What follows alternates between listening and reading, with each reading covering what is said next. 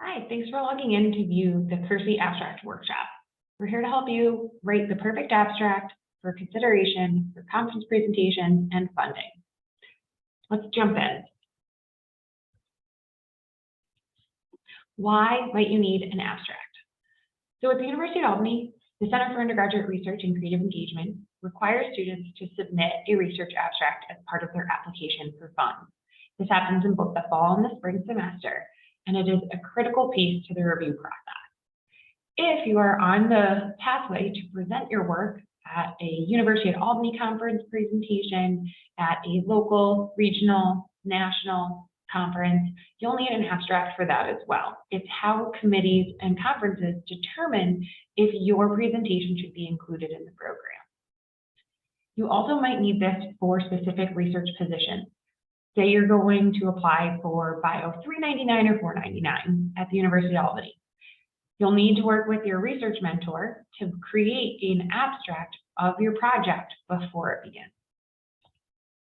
So, what is an abstract? It should be a short summary of your project or research. It should be an overview, high-level overview. Don't get down in the weeds. That helps anyone who reads it understand the main points and helps them determine the following. Do they want to read more about your research or project? This is really key if you're submitting anything for publication. People can read your abstract first and say, nope, not relevant to what I'm doing, or that is exactly what I've been looking for. Let me read on. It'll help people determine the rigor of your work, and that's really specific for funding applications, specifically here at the University of Albany. And the last one, which can be very important, do they want to come and see your presentation if you're presenting at a conference? The abstract is all they're going to see or read before the conference begins. So being clear and concise is critical to getting audience members in your presentation.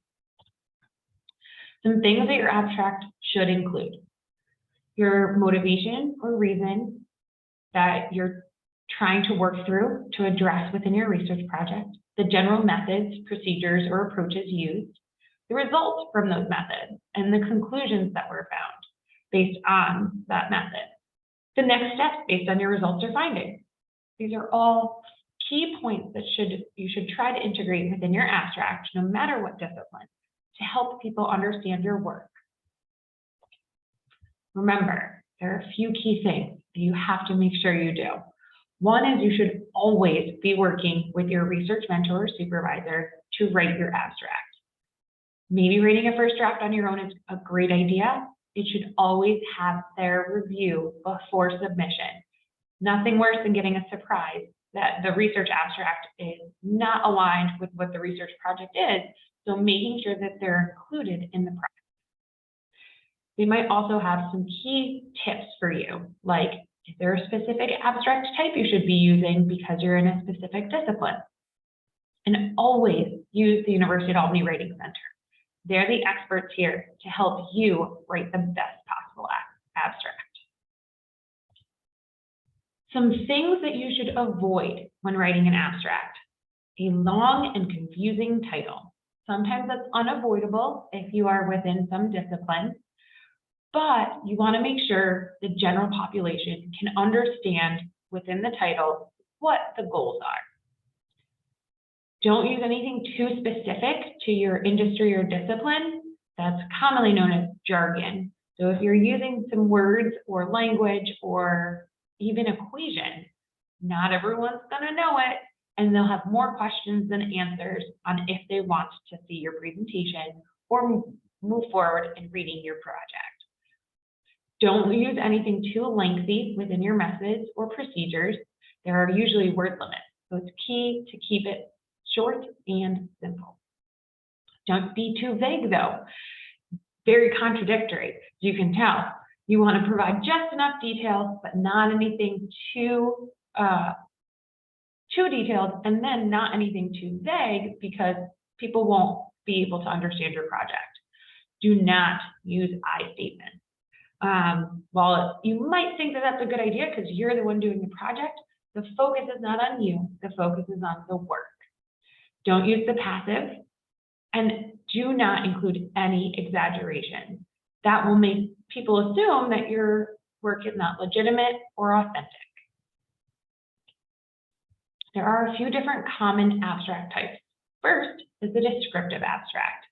This is used to describe the major points of the project to a reader. Things that you would include in this type of abstract: your background and the focus of the project. Things you should not include in a descriptive abstract: methods, results, or conclusions.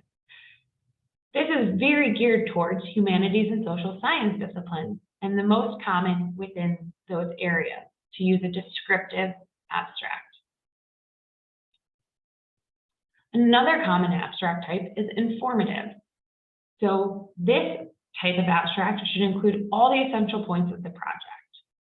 Briefly, very briefly, utilize and summarize your background, the purpose, the focus, methods, results, findings, and conclusions. This can get cumbersome. There's always room to edit and tailor, so try to aim to be concise. And this one is commonly used within sciences and engineering, so our STEM disciplines would most likely use an informative abstract type. For those of you who may be doing an artistic piece, a performance, you might consider utilizing an artist statement. It's a little bit different, more of a description than a traditional abstract, but this should include the art, performance, or an introduction to the art, performance, or creative work, information on the media and methods used, what was the inspiration, what's the significance, highlight any artistic influences that you used. The artistic statement must be specific to the work being shared and not a general statement about you as the artist.